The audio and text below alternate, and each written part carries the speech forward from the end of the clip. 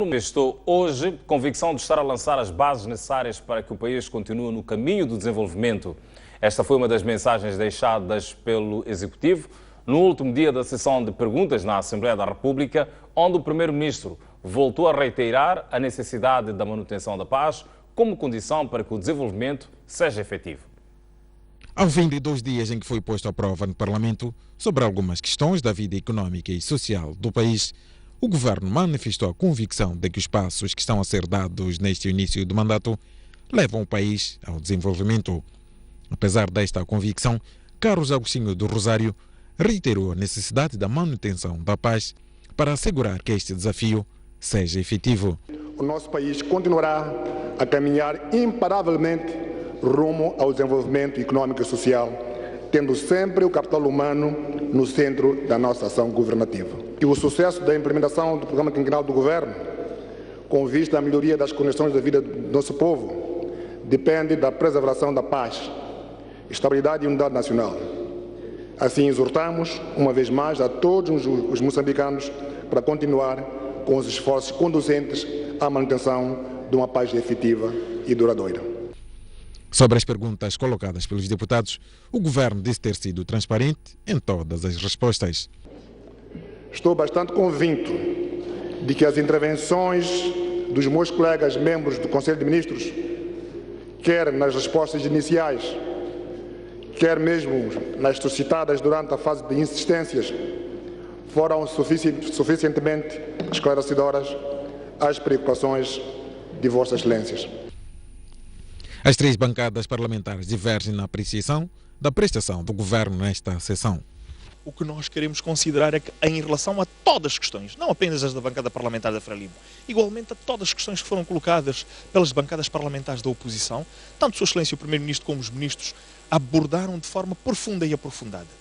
Em alguns casos, dizendo o que é que foi feito. A bancada parlamentar da Renamo sai desta sessão, mais uma vez, desiludida, não só por falta de respostas claras, precisas e concretas, mas também pela postura menos elegante dos nossos colegas da bancada parlamentar da Frelimo. O que o governo vê aqui, o que o governo trouxe aqui, o que veio fazer, não responde exatamente a estas preocupações que a população ou a bancada parlamentar do Movimento Democrático de Moçambique traz, e o governo foi evasivo, não responde com clareza a estas questões. As demolições de infraestruturas nos municípios, o programa Pro Savana, o abastecimento de água e obras públicas foram as principais questões levantadas pelos deputados. Dos residentes que viram as suas casas demolidas têm as respectivas licenças de construção emitidas pelo Conselho Municipal, chefe das unidades e dos quarteirões.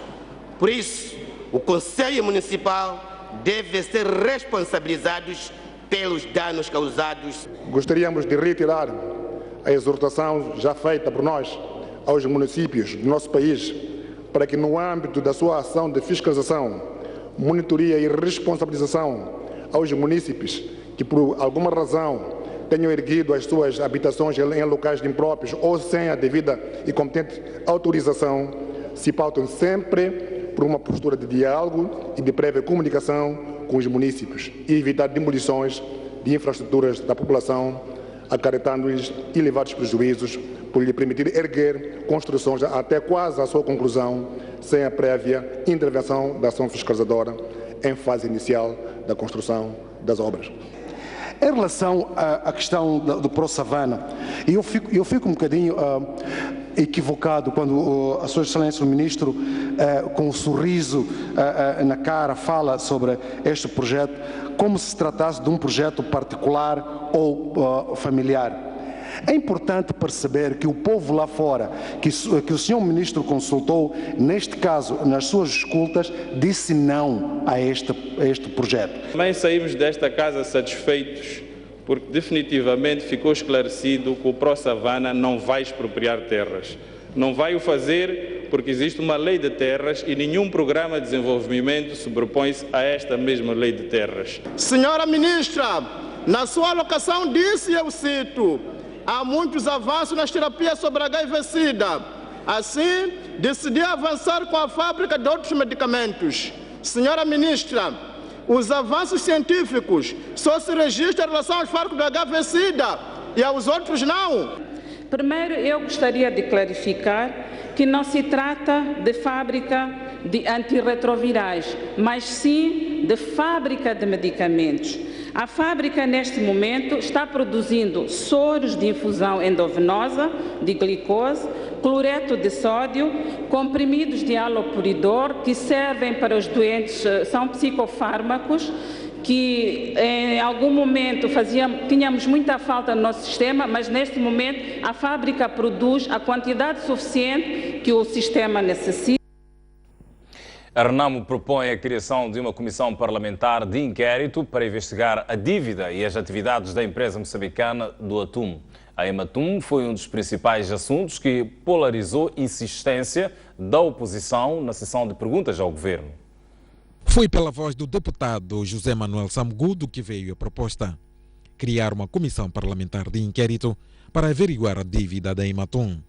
Com esta proposta, a Renamo quer que seja esclarecida a estrutura acionista da empresa, assim como chamar à responsabilidade algumas pessoas por trás do endividamento do país. Como legítimos representantes do povo que nos elegeu e no mais elevado sentido de Estado e de amor à pátria, propomos a criação de uma comissão parlamentar de inquérito para investigar o caso Ematum, as empresas Proíndicos e o Monte Binga, para que a verdade venha ao de cima e se conheçam os contornos que levaram à criação desta empresa e se dissipem as dúvidas que tanto preocupam os moçambicanos e a comunidade internacional.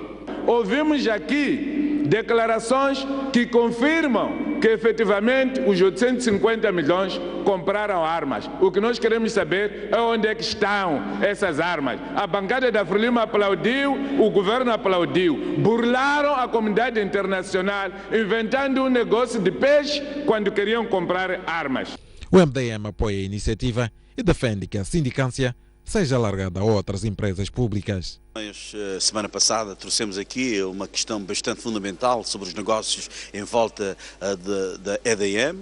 De facto não é só a EDM, todas as empresas públicas geridas pelo IGEP. A Assembleia da República tem uma oportunidade aqui de criar uma comissão, o próprio governo avançar com sindicâncias para estas empresas para ver o nível de gestão, portanto, em volta destas empresas participadas pelo Estado. Sabe que há empresas que pagam salários chorudos sem obedecer critérios claros da atribuição de salários, o Porto de Maputo, o INSS, o INATER e outras empresas. A Frelimo, por sua vez, diz que só vai analisar a ideia depois de receber a proposta. Do papel chegar, e porque foi apenas uma intervenção feita aqui, analisaremos como bancada parlamentar, é de regimento da Assembleia da República o pedido, veremos o mérito ou demérito e nessa altura iremos nos posicionar. O antigo governador do Banco de Moçambique e atual presidente da Comissão do Plano e Orçamento na Assembleia da República diz que dos 850 milhões de dólares do caso Ematum, o Estado só se responsabilizará pelo pagamento de 500 milhões alocados à defesa. Especula-se muito à volta da Ematum. É verdade que é um assunto que deve merecer um tratamento cuidado, e eu lembro que este assunto, quando chegou ao Parlamento e trabalhamos com as organizações da sociedade civil, e foi na nossa relação entre a Comissão do Plano e Orçamento com o Fórum de Monitoria do Orçamento que este assunto foi colocado. Naturalmente que também o Fundo Monetário Internacional já nos tinha alertado para esta situação. E, em face disso, nós fizemos a correção ao Orçamento do Estado de 2014. A proposta de lei orçamental não tinha elementos suficientes para efetivamente um tratamento adequado desta questão da dívida da Ematum. E tiramos e tivemos de corrigir no sentido de 350 milhões de dólares ser uma componente para a defesa e haver o necessário tratamento orçamental. Este ano viemos a saber que, afinal de contas, há outro tipo de equipamento que não tinha sido considerado e que, portanto, não são 350 milhões de dólares, são 500 milhões de dólares. O que significa que dos 850 milhões de dólares, há 350 milhões de dólares são imputados à empresa Ematum e 500 milhões de dólares, portanto, à defesa. Este aspecto merecerá o necessário tratamento na Conta Geral do Estado de 2014. E a conta já foi recebida, está a seguir os trâmites normais ao nível do Tribunal Administrativo, e o Tribunal Administrativo tem o prazo até 30 de novembro para fazer, preparar o seu parecer, que passa por todo um processo de julgamento da conta, etc., porque o Tribunal Administrativo funciona como auditor externo. E 30 de novembro, quando recebermos o relatório e o parecer do Tribunal Administrativo, vamos efetivamente estar atentos, entre vários aspectos, em particular a este assunto. Fala de 500 milhões de dólares foi alocado à defesa e 350 milhões de dólares à Ematum. Agora. O Estado avalizou os 850 milhões de dólares ou apenas os 500 milhões de dólares para a defesa? Aquilo que sabemos é que relativamente aos 500 milhões de dólares é que é a responsabilidade do Estado. E aquilo que nós englobamos como responsabilidade do Estado. Enéas Comias falava ontem no programa 40 anos da Independência Nacional. Os produtores de açúcar em Moçambique estão a passar por um momento difícil na sua atividade. Tudo porque o mercado está a receber grandes quantidades de açúcar importado mais barato, que coloca em causa a continuidade da produção interna. Os industriais e os produtores de cana pedem socorro ao governo para não desaparecerem. O grito de socorro foi dado nesta sala, localizada na pousada da açucareira de Chinavane, província de Maputo, onde o governo, através do Ministério da Indústria e Comércio, quis auscultar as preocupações dos intervenientes na indústria açucareira. O presidente da Associação dos Produtores de Açúcar de Moçambique, Rosário Cumbe, foi o primeiro a apresentar as preocupações. Eles vendem, cobrem o seu mercado interno, cobrem os seus custos de produção internamente e tudo o que sobra. Foi falado um pouco aqui ao dumping, quando o senhor ministro estava falando, todo o açúcar que sobra nesses países, procuram onde é que vamos deitar isso que já cobrimos os nossos custos, ao preço qualquer, portanto puxam os preços mundiais a cair. Quem fala do açúcar pode falar de outros vários produtos. Temos a triste história da Mabor, dos pneus, temos a triste história do nosso país, do caju, que é o fenômeno que não foi controlado e acabou por fecharmos as nossas próprias indústrias, porque o dumping entrou e, portanto, tudo foi despejado no nosso país. O problema é que a importação do açúcar já não é taxada ao abrigo do protocolo comercial da SADC, do qual Moçambique é signatário. O açúcar moçambicano compete assim de igual para igual com açúcar importado, que é mais barato. Chegamos, reclamamos, camaradas, vocês viram, está aqui acordado, nós assinamos o governo nacional do que íamos fazer e fizemos, mas os outros, todos os nossos parceiros da SADC não fizeram e não metemos o açúcar lá. Vai lá meter na Tanzânia 40% de direitos alfandegados, vais do Malawi quase 100 e tal, vais, todos eles. E nós, era só 7,5 que tínhamos, tiramos. E só ficamos só com o preço de referência, que também nunca mais renovamos o preço de referência. Então, neste momento, estamos vulneráveis, na verdade. A preocupação pela entrada em massa de açúcar de outros países é também dos produtores da cana-de-açúcar, que podem desaparecer juntamente com as fábricas, caso a situação persista. Há globalização para a entrada do açúcar em Moçambique. Mas não há globalização para eu, o moçambicano, vender o meu açúcar na Nova Zelândia, no Malawi, no Zimbábue e na África do Sul. Qualquer coisa não está bem. A situação de ainda continuar a entrar o açúcar, o que está a acontecer? É uma preocupação que nós os outros não apanhamos sono, porque cria-nos aqui um problema, vendo a situação que o seu diretor disse aqui, de que o número de trabalhadores que está aqui sustenta acima de 150 mil pessoas. E nós sustentamos não sei quantas. Neste momento, a indústria do açúcar emprega cerca de 35 mil pessoas no período de pico da produção, que resulta no pagamento de 60 milhões de dólares, cerca de 230 milhões de meticais em salários por ano. Estes benefícios podem cair abaixo caso não se faça nada para proteger a indústria desprotegida pela integração regional.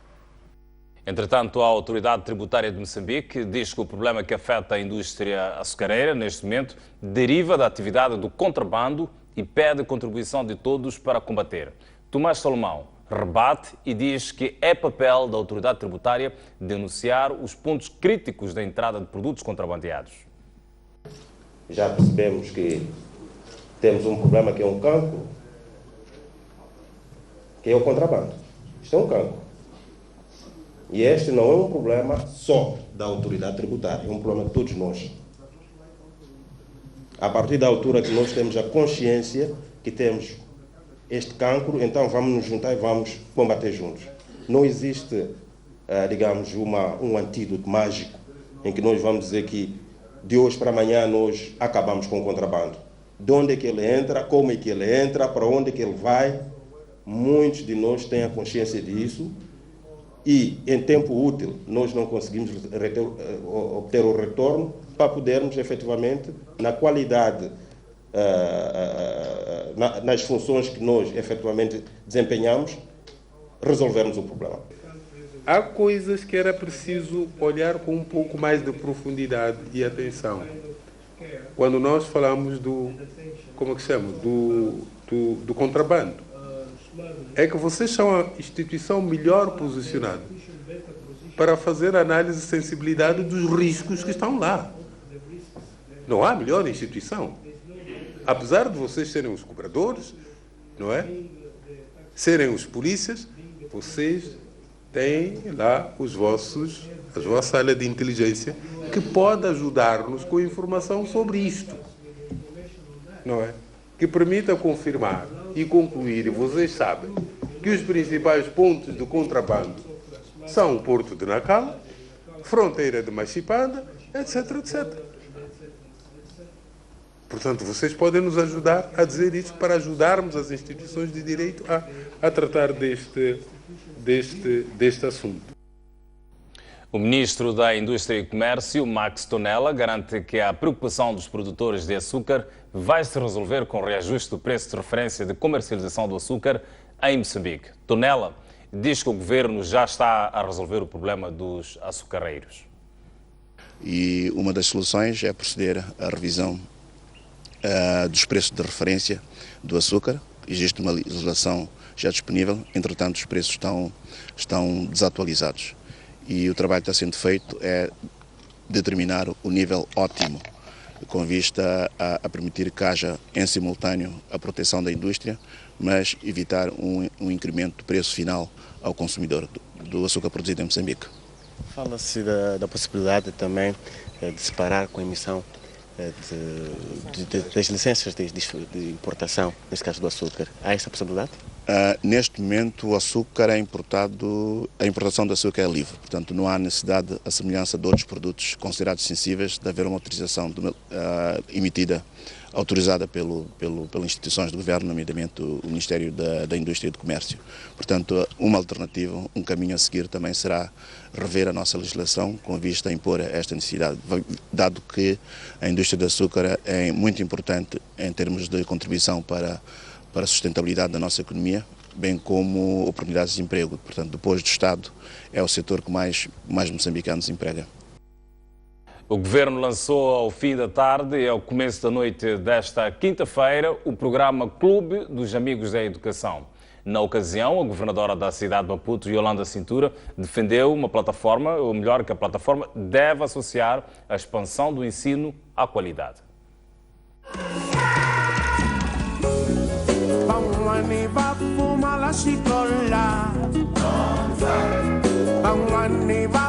Centenas de cidadãos, empresários, Gestores, antigos ministros da Educação, entre outros, juntaram-se no pavilhão da Escola Secundária Josina Machel, na cidade de Maputo, para testemunhar um dos eventos mais importantes para o setor da educação. Trata-se do lançamento do Clube dos Amigos da Educação, uma plataforma que visa angariar diversos tipos de apoio com vista à melhoria das condições de ensino e aprendizagem no país. Este clube não poderia ser o que é sem a parceria proativa de várias entidades da sociedade civil. E é neste entrelaçar de mãos pelo progresso do povo e do país, entre o Estado e a sociedade civil, que se define o Clube dos Amigos da Educação. A união faz a força e fará muito por uma educação participada por todos, mais transparente, mais democrática em todas as suas vertentes. A governadora da capital do país enalteceu o papel dos parceiros do projeto, tendo apelado para que mais instituições e individualidades se juntem à iniciativa. Releva desta iniciativa o fato de estarmos perante desafios novos. Temos hoje crianças que estudam sem carteiras ou ao ar livre. Este é, indubitavelmente, um dos nossos grandes desafios. Mas existem outros, a qualidade. Não basta termos educação. Temos que ter uma educação de qualidade. Estas crianças exigem de nós uma educação de qualidade que esteja ao nível das exigências do tempo presente e do tempo futuro. Refira-se que coube a alunos selecionados em algumas escolas assumir o papel de mestres de cerimônia do evento, decorrido em ambiente de descontração, onde artistas como Moreira Xunguissa juntaram-se à causa através do saxofone. Fazer da escola, vamos todos, cada criança uma flor que nunca murcha, mais alto. Os antigos ministros da Educação juntaram-se ao atual titular Jorge Ferrão para celebrar a conquista. Fazer da escola, vamos todos, cada criança uma flor que nunca murcha, mais alto.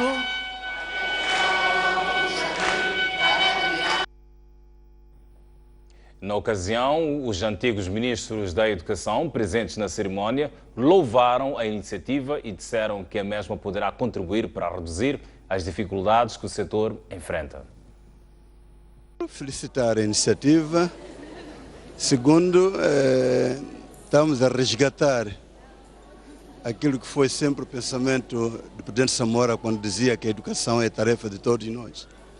Eu penso que com a iniciativa pretende-se mais uma vez dizer que a educação, como um fenômeno social e pelos desafios que ela apresenta, necessário se torna maior envolvimento de todos. Daí a educação é uma tarefa de todos nós. E aqui é uma forma de materialização desse slogan de Samora Machel, quando em 1978 chamava a atenção de que os desafios da educação não devem ser assumidos apenas e exclusivamente com o Ministério da Educação, neste caso o Ministério da Educação e Desenvolvimento Humano.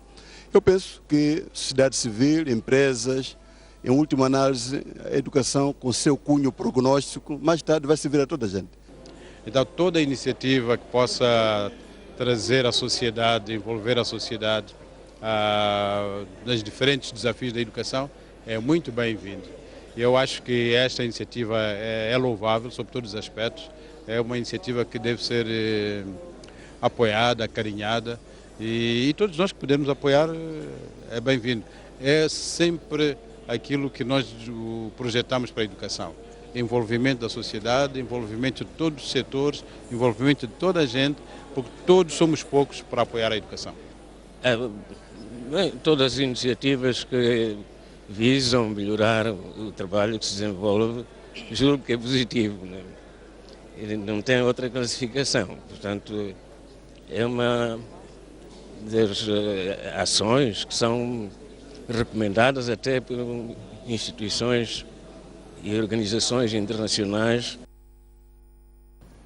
Os parceiros da iniciativa dizem que o projeto poderá ser uma mais-valia para a melhoria da educação no país. Para estes, É com o envolvimento de todos os atores sociais que se pode resolver os grandes problemas que afetam o setor da educação. Em representação dos parceiros da iniciativa, Osório Lucas, diretor executivo da Companhia do Desenvolvimento do Porto de Maputo, vincou que as empresas juntaram seu chamamento por reconhecerem que a educação é uma tarefa de todos e que com o envolvimento do empresariado nacional pode-se melhorar a qualidade do ensino no país. Não se trata apenas de contribuir financeiramente ou com bens que possam colmatar os atuais desafios que a educação nacional enfrenta. Sim, é preciso reabilitar e construir salas de aulas. É necessário dotar as escolas de material escolar. É preciso investir na formação de professores e em todos os aspectos que possam potenciar a aprendizagem destes profissionais da manhã. Mas é precisamente porque estamos a lidar com profissionais da manhã que este não é um ato de caridade. Ao investir na educação, o setor privado está, na verdade, a investir na sustentabilidade do seu próprio negócio. Ao envolver-se ativamente na educação dos jovens, construindo uma verdadeira sociedade crítica da aprendizagem, transmitindo ideias inovadoras que possam fazer prosperar a educação em Moçambique, estamos a preparar profissionais para um mercado de trabalho competitivo e sustentável. Já Graciete Carilho, administradora do Grupo Soico, disse que a iniciativa poderá ajudar as ações em curso no país. A expectativa é que esta iniciativa traga bons resultados para o desenvolvimento da educação, para apoio ao desenvolvimento da educação em todas as suas vertentes, seja no campo da sensibilização das pessoas para as causas da educação, seja na plataforma de debate que se pretende criar, seja nos apoios financeiros e materiais que se pretende obter. A educação é fundamental para o desenvolvimento do país e eu acho que todos nós devemos estar aliados a esta causa que é extremamente importante. Os alunos, principais beneficiários da iniciativa, esperam que com o projeto sejam resolvidos os problemas que enfrentam.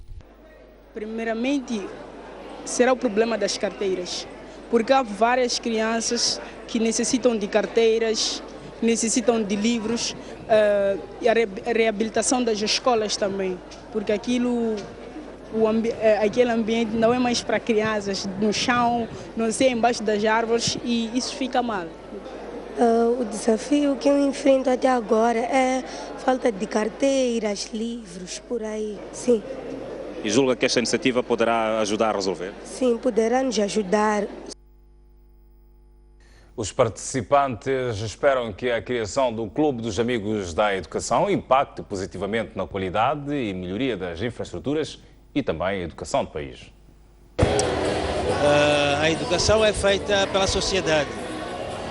E a sociedade tem várias células. E uma dessas células são os clubes.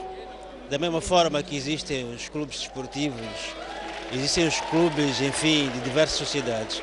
Pode existir também clubes da educação, como neste caso, que têm iniciativa e que muitas vezes podem dar um impulso que neste momento não existe, sobretudo em termos de angariação de recursos, em termos de ampliação da visão sobre a educação, em termos de capacidade de detectar outras fraquezas para além daquelas que mais visivelmente se descobrem. Então é possível catapultar, juntando forças, como diziam alguns dos estudantes que estão aqui, a união é que faz a força. Bem, eu espero que, principalmente, como foram convidados os empresários, não, as empresas, que eles realmente contribuem pode ser com dinheiro, com vários equipamentos, é mesmo moral, porque acho que é necessário não só em termos materiais, mas também em termos de trabalhar junto com o Ministério da Educação para nós todos na sociedade civil também melhorarmos o nosso ensino. É a altura de observarmos um curtíssimo intervalo, nos saímos e voltamos já a seguir.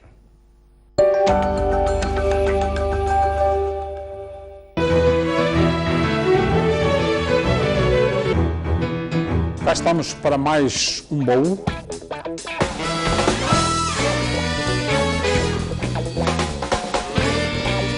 O meu espaço para o boxe era o Majangalé. No grupo de trabalho era a cumplicidade que havia. A escola é que nos leva para os clubes. Ser tático. Nós tínhamos o conhecimento básico de senegalês. Eu vinha a jogar com orgulho patriótico. Sempre que voltamos derrotados, o balanço é sempre positivo. Fiz um grande jogo contra o Futebol Clube Porto à noite. E eu não conseguia gritar o golo, não consegui gritar o golo. E agora temos os nossos compatriotas de volta.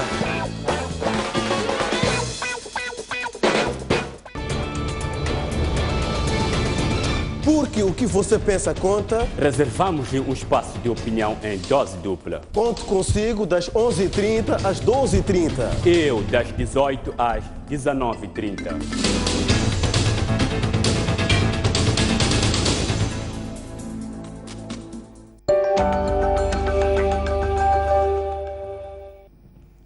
Continuamos a olhar para a informação do país. Desconhecidos assassinaram e deceparam órgãos a um cidadão até aqui não identificado na cidade de Nampula. Os malfeitores abandonaram o corpo numa lixeira no bairro Napipini, naquela cidade. Os membros superiores de um corpo ainda não localizado foram abandonados aqui nesta lixeira comum no bairro de Napipini. Os residentes deste ponto da cidade de Nampula estão indignados com este crime macabro. Logo 5 horas veio alguém ali em casa me chamar, que venha lá ver isto, venha lá ver isto. Cheguei aqui, apanhei mesmo por os superiores de um ser humano. Sim, com dedos do pé. Sim. Então, o que é que teria acontecido na sua forma de ver? Aquilo ali foi uma agressão, não sei onde é que aquilo tira. Mataram, depois ali vieram deitar. Embrulhavam naquela capulana que está ali mesmo. Então não conhecemos quem é, se é senhora, se é homem, mas talvez isto não fizeram nessa zona. Trouxeram à noite. Mas aquilo a minha maneira de ver, acho que não é coisa, não é lateral. Aquele ali, eles prepararam dentro da casa. Você já viu cortar o corpo daquela maneira? Aquilo prepararam dentro da casa. Então trouxeram ali. Passam neste momento das 9 horas. Os membros superiores ainda permanecem nesta lixeira aqui no bairro de Napipini. Até este momento ainda não compareceu ninguém a reclamá-los. Esta última semana está havendo índice de criminalidade. Isto já parece que é a segunda via. Na semana passada aconteceu a mesma coisa. Apanhamos um corpo sem vida ao longo deste rio Tambini.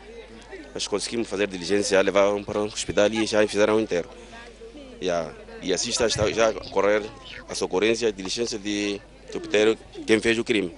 Assaltos são frequentes porque são arrancados alunos a saírem da escola, telefones, cadernos, sim. Não há policiamento aqui? Acho que há, mas eu nunca vi como é de noite, né? Se há, se não é, não sei. As imagens são de Volveira, Jamal Ramadani, STV, Nampula. As alfândegas de Moçambique, na Zambésia, têm um total de 6 viaturas pesadas apreendidas há sensivelmente 5 meses. As mesmas estão parqueadas de frente da delegação provincial. A STV escalou as alfândegas para apurar a demora na tramitação do processo. As alfândegas de Moçambique, ao nível da Zambésia, têm na sua posse um total de 6 viaturas pesadas de mercadorias. Estas viaturas estão aqui parqueadas há mais de 5 meses e constam que as mesmas foram encontradas a circular de forma ilegal ao nível da Zambésia. Por isso, escalamos a direção das alfândegas aqui em Climane para apurarmos a veracidade dos factos. Eis que fomos infelizes, pois nem os chefes de ações, muito menos alfândegas, preferiam tecer declarações em volta do caso. Consta que o assunto legalizar e depois poderem levar, portanto, as viaturas. Devido à demora de tramitação de processo até o desfecho do caso, que já demora 5 meses. Há 4 a 5 meses. Por quê? Temos um contentor de Nacala para a Beira, depois para voltar no coisa ali em Caia, ali na portagem. Tinha os contentores e dizem que documentos ilegais. Agora viemos transferir para aqui Climane. Mas neste momento o patrão o que é que diz? Está a tratar do assunto? Como é que é? O patrão está a tratar do assunto até agora. Agora está a dizer à espera de resultado para dar o juiz. E o motorista e os outros colegas onde é que estão? Os outros colegas já foram para casa. Por enquanto, como eu tenho esses 2 caminhões da Moti, dizer, patrão, você fica aí.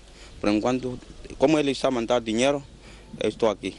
Consta igualmente que, para além destes veículos, há muito mais outros que estão neste momento no interior do armazém das alfândegas, que também foram encontrados a circular de forma ilegal. Vale São Paulo, Jorge Marcos, STV, a partir de Climane.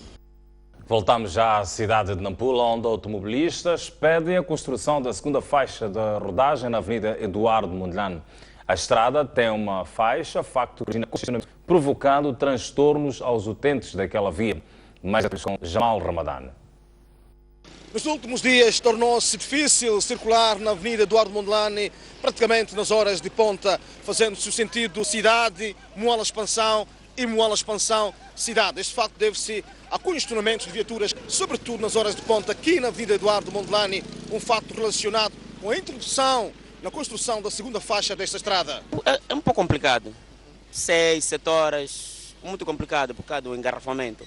Sim. O espaço é muito apertado, não é? E tem uma faixa do outro lado ali que podia facilitar também o movimento das outras viaturas. Nesta área, nas manhãs, é um pouco complicado. E por causa do fluxo das viaturas, tem sido muito complicado por causa do engarrafamento e tal. Viável que pudessem concluir com as obras para poder atenuar esta situação de engarrafamento. Eu não sei muito bem o que está a acontecer, são questões de projetos, né? Se os projetos de agora não estão a andar, eu não sou a pessoa indicada para poder, talvez, dizer essas coisas. Talvez aproximar e saber muito bem com as entidades, né, competentes, por que não está a se dar andamento à questão da nova faixa dessa rua. E mesmo assim, parece que não é para já a construção da segunda faixa da Avenida Eduardo Mondlane. Assistimos mesmo no meio da estrada à construção de este outdoor, por exemplo. Para o edil de Nampula, Mahamuda Morani, a construção da segunda faixa ainda não é prioritária. Quando a abertura da segunda faixa da Avenida Eduardo Mondlane? Não temos previsão, lançamos concurso para priorizar outras vias. Estamos a falar a estrada que sai do Bispo até o novo posto policial, que já vamos adjudicar as obras ainda este ano e temos fundos para o efeito. Estamos a falar também outra via que sai da Escola Militar até subestação para ter já o entroncamento com a Avenida do Trabalho. Então, estas são as vias prioritárias que julgamos que poderá naturalmente aliviar aquilo que é o acesso, não só a nível do centro urbano, mas também a nível da periferia. As imagens são de Ivo Oliveira, Jamar Ramadani, STV, Nampula. A população do bairro Saguar está de costas voltadas com o proprietário de uma loja por ter vedado um dos acessos que populares utilizam para os seus movimentos diários. Antes do arranque de trabalhos de construção neste terreno, a população do bairro Saguar, em Climane, tinha aqui um pequeno acesso, mas com o início de obras neste espaço, aliado à vedação, o referido acesso ficou bloqueado, daí a insatisfação da população. No período que ele comprou 3 espaços. E a altura que ele comprou, veio aqui com o secretário, tentou chamar o secretário, disse: nós queremos fechar esse espaço que é para nós fazermos à vontade a nossa obra. Nós falamos para ele como vizinhos mais próximos, não depende de nós, depende dos outros moradores que estão ao outro lado. De repente ele diz para nós: também não me importa, o que eu sei é que vou fechar, cada um que se arranje. Mas é um espaço que tem acesso de muita gente usa esse espaço aqui. Então nós falamos, o que estamos a pedir é que você deixe um espaço, né? Pode fechar a parte que te pertence, mas a parte que nós sempre usamos como caminho, que deixe, que nós usamos. Então ele não quis perceber. Primeira vez veio, fechou lá à frente, como não bastasse, já está a fechar isso tudo. O que está acontecendo é que o empreendedor, a pessoa que comprou esse terreno, ele está nos impedir a nossa passagem, que sempre existiu. Então, ele, quando comprou esse terreno, não se interagiu com a população, como é que vai ser o projeto dele. Nós só estamos a ver se está a fechar nossos caminhos. Está a fechar nossos caminhos. Não sabemos porquê. Sim, porque ele devia nos interagir, conversar conosco. Agora não, uma pessoa fala com ele, que se arranje. Que se arranje como? A estrada sempre existiu. Nós não queremos que Araújo feche o caminho, ele só permitiu para fazer o quê? Arranjar a casa dele. Ele está mentindo, nós queremos passar e para nós podermos passar. Só. População concorda que nós queremos passar pelo caminho? Queremos! Devemos passar o caminho, sempre deve pertencer o caminho. Populares dizem que não têm alternativas e por isso querem o acesso aberto. O Conselho Municipal já tem conhecimento do caso. E nós, como Direção de Infraestruturas e Urbanização, vamos trabalhar no caso. Vamos perceber, estávamos aqui a tentar perceber quem é o dono do terreno e vamos junto ao chefe do posto e o Departamento de Planeamento Urbano e vamos pegar no antecedente. Eu acho que daqui a mais ou menos um dia ou amanhã já podemos ter o ponto de situação deste caso. É um caso muito preocupante, de facto, porque pelos vistos é uma via de acesso. Então a pessoa vedou a via de acesso. A falta de uma urbanização adequada ao nível dos bairros da cidade de Quelimane cria muitas vezes situações desta natureza. O dono da obra, que está a criar conflito no bairro Saguar, na sequência do bloqueio do acesso, diz que antes do início dos trabalhos teve o cuidado de explicar à população sobre a necessidade de se fechar o já habitual acesso por tempo determinado. Eu chamei os homens do Conselho Municipal, estive aqui por causa da vistoria. Eles disseram que eu posso vedar, mas depois eu devolver esse espaço a eles, para eles passarem. E foi assim como combinamos, fazer passagem daquele lado como daquele lado. Veja ver. Significa que a passagem deles vai existir? Vai existir depois do tempo previsto da obra. Eu já escrevi aí e eu antes de começar eu chamei o secretário, chamei os homens do Conselho Municipal, da vistoria para explicarem e para falarem com a população. As vizinhas todas sabem do assunto. E como é que essa gente toda aparece aqui no meu terreno? Eles sempre habituaram passar no meio desse terreno como via de acesso. Mas nesse momento eu quero construir, então eu tenho que vedar, porque eu não posso deixar uma passagem, um malfeitor pode meter a mão, pode tirar coisas. Então o que eu quero fazer? Quero fechar provisoriamente. Já conversei com as vizinhas colaboraram comigo. As vizinhas, desde do lado esquerdo e do lado direito. Vizinhas que estão aqui. Pode apontar dizer tal fulano. Falei com ele ou tal fulano. Falei com ele. Dona dessa casa não havemos de chamar, se não está aqui. Diz que dona dessa casa toda comprometida. Então. Eu estou aqui presente. Ali já falamos. Eu, presidente, estou aqui. Já falamos tudo. A dizer que depois de fazer isto, vai por uma entrada. Sim. Agora. Passa aqui para ir aonde? Sim, aqui já não estamos aí. Passa aqui para ir aonde? Ela está aqui, vive aqui na estrada. Nós estamos lesados porque não temos como passar. Sim, eu disse, eu vou fechar provisoriamente para eu construir. Como é que eu vou incluir a população? Os bairros da cidade de Quelimane apresentam graves problemas de falta de urbanização adequada. Trata-se de um problema aliado à onda de construção desordenada. Os bairros da cidade de Quelimane apresentam sérios problemas de urbanização. O facto ocorre devido à onda de construção desordenada ocorrida no período da Guerra Civil, fim do qual Quelimane nunca teve um plano de estrutura urbana para requalificar os bairros. Na verdade, neste momento, a situação de Quelimane é muito complicada, é muito crítica. Só para ver que nos parcelamentos de algumas zonas não se priorizaram as vias de acesso. Não se priorizaram vias de acesso e neste momento o Conselho Municipal está a trabalhar no plano de estrutura. No plano de estrutura e na verdade não acredito que vamos resolver alguns assuntos que já vêm há anos, né, sobre vias de acesso. Mas acredito que daqui para frente alguma coisa vai se minimizar já com o plano de estrutura. E o Conselho Municipal neste momento está a trabalhar nesse plano até mais ou menos dezembro, já teremos plano de estrutura urbana. Temos que priorizar a questão das vias de acesso. Estamos a trabalhar agora, há uma equipe que está a trabalhar agora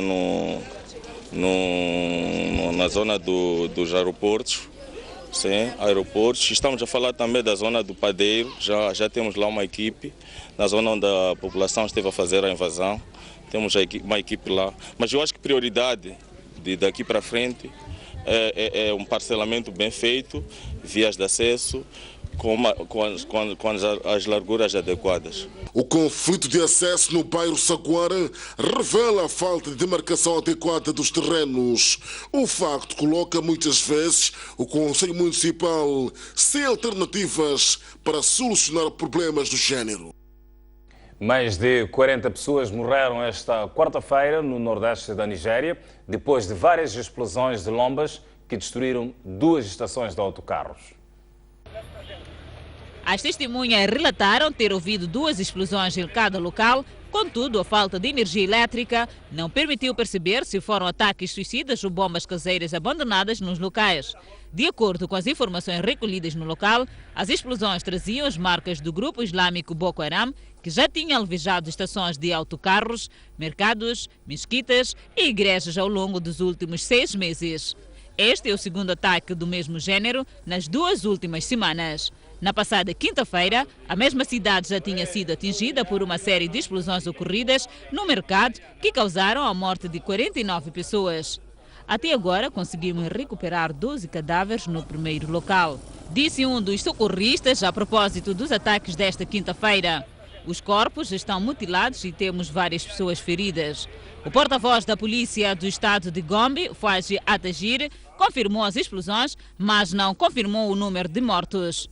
O Boko Haram tem aumentado a frequência e a intensidade dos ataques desde a tomada de posse do presidente nigeriano islâmico Muhammadu Buhari a 29 de maio. O Parlamento grego aprovou na noite desta quarta-feira, com maioria e apesar das discordâncias no Syriza, o segundo pacote de medidas acordado com os parceiros da zona do euro. O primeiro-ministro disse que, apesar da situação estar complicada entre os membros do seu partido que não concordam com a decisão de Alexis Tsipras de aceitar as medidas de austeridade, que incluem o aumento nos impostos e cortes na pensão, não vai desistir de lutar. Pessoalmente, não tenciono abandonar o castelo. Não somos covardes, não baixamos os escudos, nem somos apologistas de batalhas perdidas. Batalhas perdidas são batalhas sem luta, sublinhou Tsipras. A proposta de lei foi apoiada por mais de 200 deputados, uma clara maioria dos 300 lugares existentes no Parlamento. Não somos a favor das medidas nem apoiamos o governo do Syriza, mas apoiamos a nossa pátria. Por isso votamos sim para assegurar o lugar do nosso país no euro. Votamos sim para recuperar a confiança perdida por causa do que vocês fizeram, disse o líder do principal partido da oposição, Evangelos Meimarakis, culpando o partido do primeiro-ministro pelo atual cenário do país. O debate na Casa dos Representantes do Povo Grego só terminou nas primeiras horas desta quinta-feira. Enquanto as discussões e acusações aconteciam de parte de dentro do Parlamento grego, fora mais de 9.000 manifestantes protestavam para que o Parlamento não aprovasse o segundo pacote de medidas acordados com os parceiros do euro.